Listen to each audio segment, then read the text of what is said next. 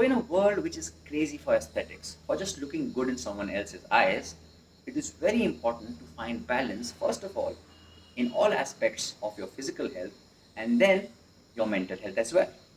That's why balancing mind and body is really relevant in the modern world.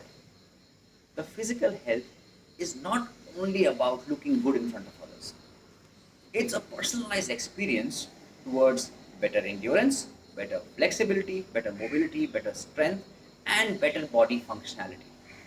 And your mental health is all about your specific inner peace. Scientifically speaking, psychosomatically speaking, our mind and our body work closely together. So, if you're balancing your body well, not only in terms of yoga asanas for 10, 20, 35 seconds, but all the aspects of physical health well, it will serve your mind to be calm, quiet, and serve you back.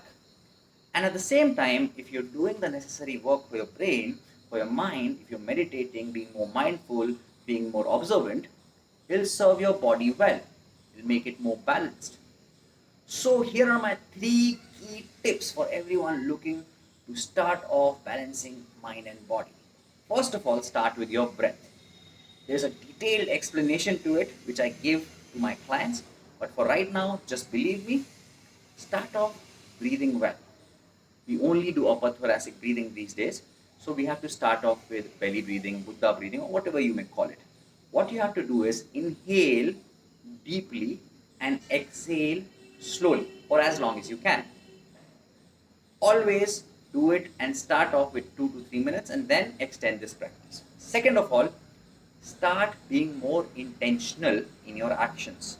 We look at people at the gym, we look at people working out who at the start of their setup very into it, but then gradually they bang the weights, they throw the weights. Even in your yoga asanas, you're just falling over when you come down. You're very intentional when you start off. If someone's watching, you are more careful. But when you come down, you're like all loose.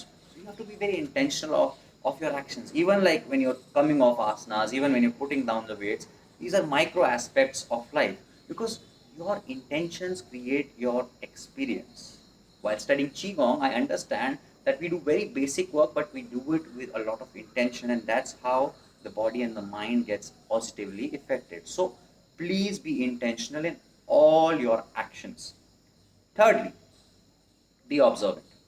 In this life, we have overactivated our experiential faculty. That's why we dwindle between the polarities of good and bad, of excitation and depression. And we are so much into our life's experience that we have not realized that we can actually observe our life just like we observe people around us. By learning to observe your own life, you separate yourself from the experiential faculty and make yourself more calm, cool, collected, and learn to notice the ups and downs of life. Start doing that. Enjoy this montage, learn the lessons that I have taught you in it. Do like and share my channel, and have a good day.